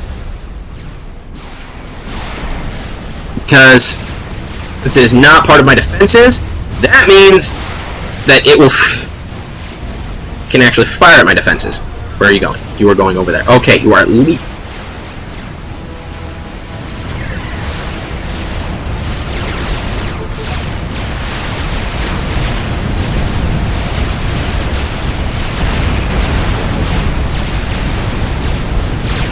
There's their naval factories. So I'm going to take that out because I don't want to have to deal with those. Especially their destroyers. You will never reach Fort Clark.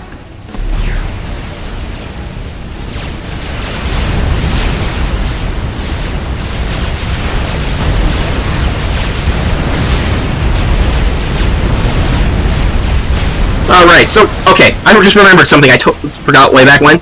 So, I mentioned earlier, being able to take enemy units and whatnot. So, what I didn't mention about that is how you do it, and I figured I might as well let you know. So, it doesn't look like I'll be able to do it this game. So, engineers have another ability called Capture. AC units have it too as well. Capture, and it allows you to capture neutral units and enemy units. This can include enemy engineers, which will still be able to build their own units. Not even your most powerful weapon can stand before me. Oh, fudge! I lost Soul Reaper. Okay, you know what? Screw this. We're gonna have you dive in there. I normally wouldn't do this, but I've already lost one. I'm gonna just go for it. Where is she? There she is. Kill her. Kill her.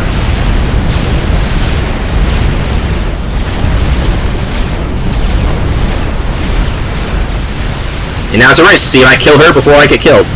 Got her! The Seraphim will never be defeated. Okay, guys.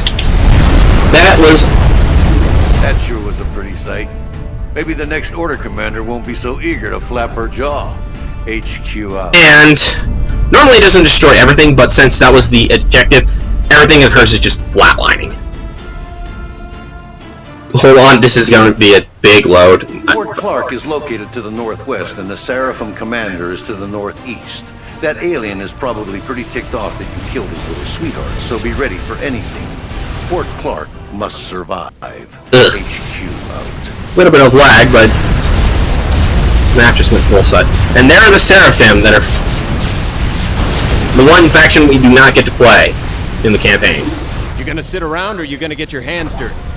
The Seraphim's to the east and it's got a bunch of experimental units. Take them out. Defeat the Seraphim and its experimentals, Commander. Show this fool how Cyberans fight. Dust you out. Let's see. We're gonna have you build this right here because screw it, I need. Looks like that alien is launching a nuke.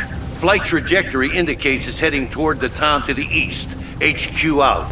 Well, that was a nice warning. Strategic launch detected. Okay, so right now it doesn't look like so yeah, my gunships are gone. But on the other hand, they cleared out that objective practically by themselves. Where are my reinforcements?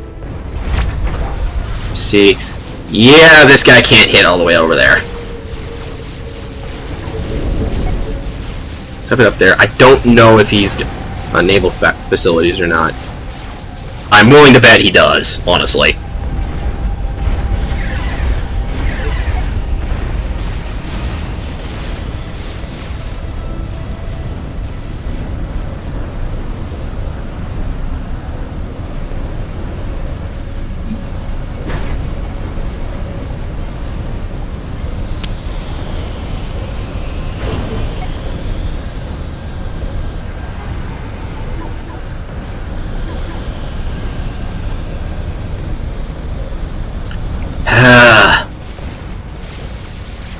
Well, at least this guy didn't come with... Oh my gosh!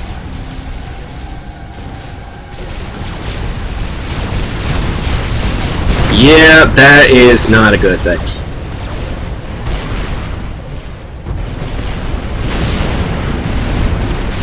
Luckily he's got his own, but honestly, out of all the Tech 2 units, Titans are probably the worst in straight up combat because their health is crap. I mean, these guys have 5 times their health. Granted, they have at least their same amount of health and shields, and they do have a rapid fire weapon, but it is not nearly as good as others. I mean, this thing is nearly a match for it, and that's a Tech 2. Although, granted, that's a pretty beefy Tech 2, from what I've been told.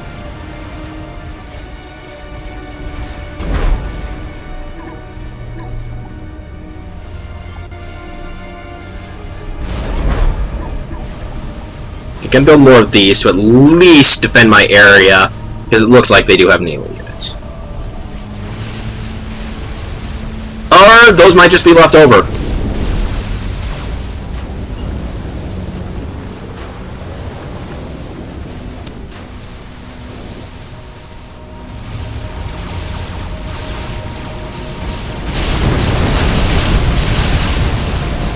Okay, so he's getting pushed pretty hard. Hopefully, it'll be enough. This guy's got, like, doesn't have nearly the amount of range I was hoping he'd have. Where are these guys going? Go up there.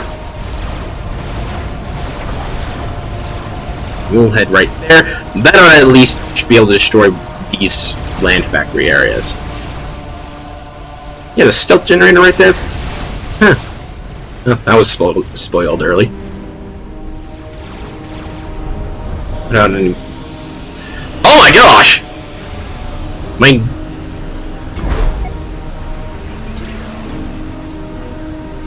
My strategic missile launcher is half dead. Why didn't I notice these things? Gah!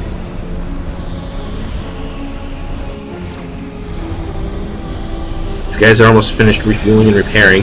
Actually, it looks like the rest of them are just refueling.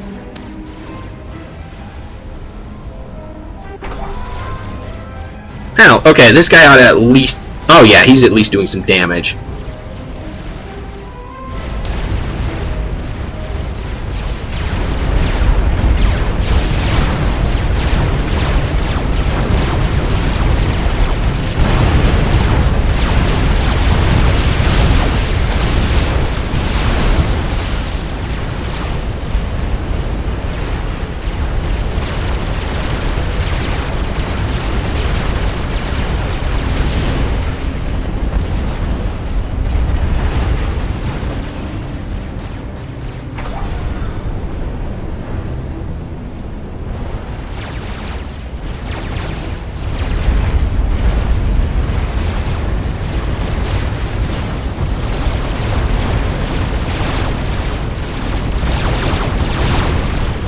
Okay.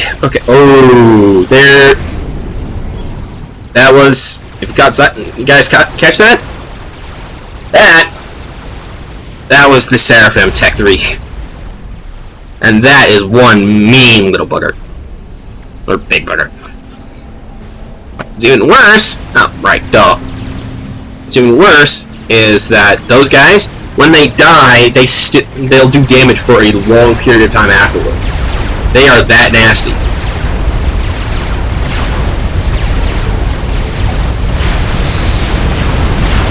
Just have them stop and start to shoot.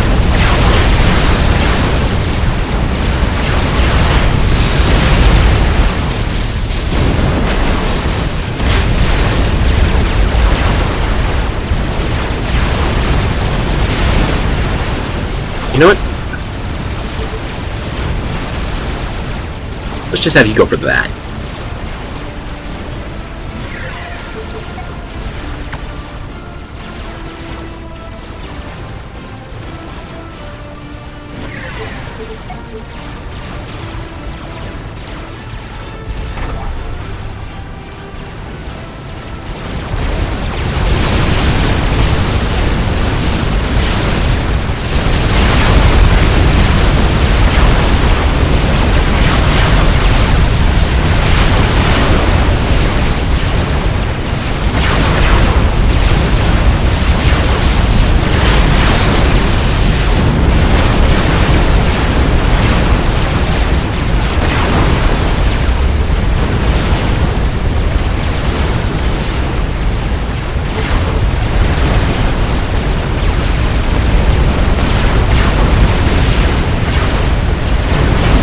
Part of it, so at this point, I'm not expecting to push all the way to their base at this point, but I am hoping to at least push them back. Oh my gosh, where am I?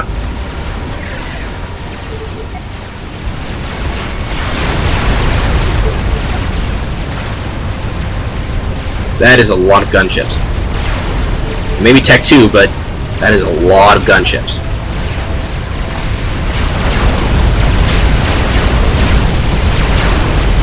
Alrighty, and this is one forward base down, so... That alien freak is starting to soften. Hit it again.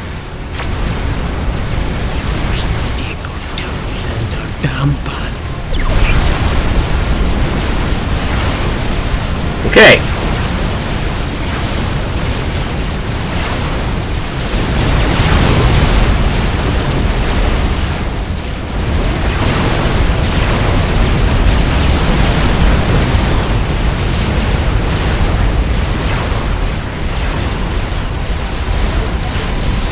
Let's go up to that one. Where is that thing? That thing takes forever! Yeesh. That's not good.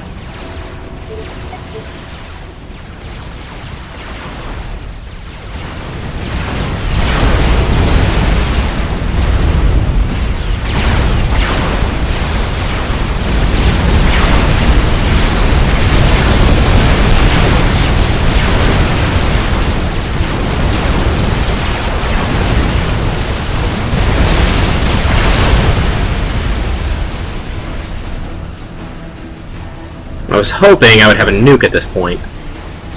Trying to speed things up. But at this rate, no. At least they aren't. At least I'm still moving forward. Oh, fetch! That was artillery. They've got a couple artillery up there. Okay.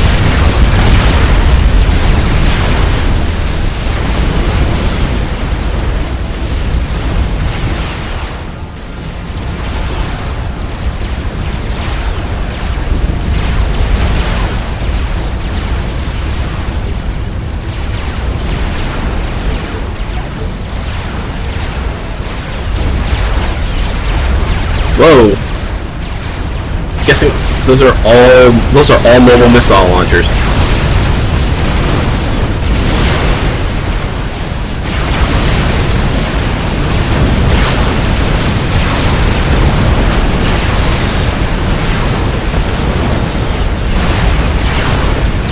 Alrighty.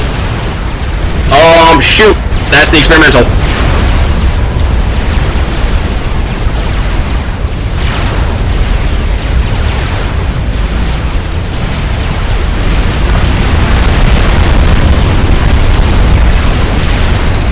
Maybe they'll think twice before attacking like that again.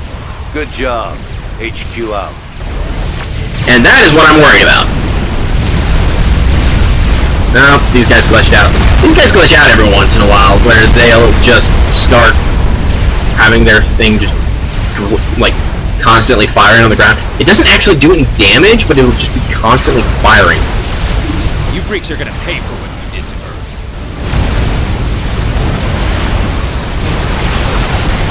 Actually,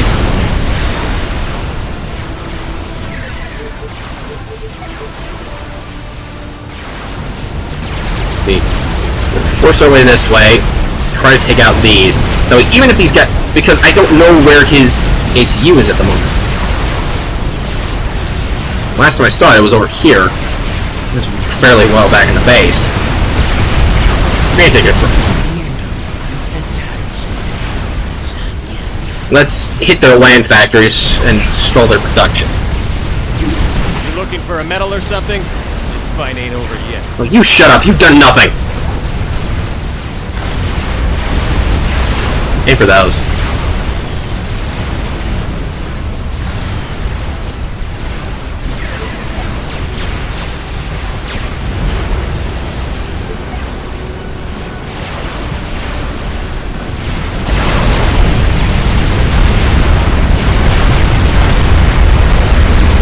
Okay, we're done here.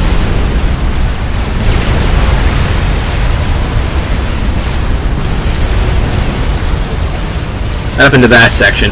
And actually, that means the escape these. Well, just fire it there.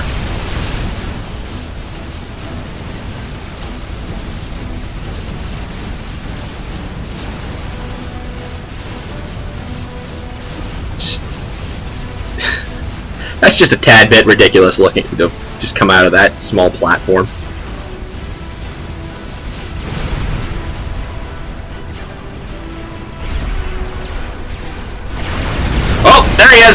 That's game ends right there. Woo! Enemy forces have been defeated and Fort Clark is safe. Well done, Commander. This is an important victory for us.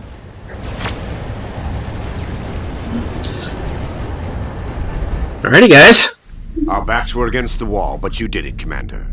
Fort Clark is safe and we achieved an important victory against those damn aliens and their allies. From this day forward, we're through running from them. If we're going to survive this, we have to be able to take the fight directly to our enemies. And that's what we're going to do. Haul out. Alrighty, so I apologize for the near 2-hour runtime, but that's how these campaign missions go. They take, and generally the games go. They take very long amounts of time. Offset is that there aren't an extraordinarily large amount of missions either. So anyway, I hope you enjoyed this little playthrough, and I hope that you will be willing to come back for the next one, where we will be leaving Fort Clark and going to strike out against the aliens once more. So this is Swarmlord 39 from Almost Cool, signing off.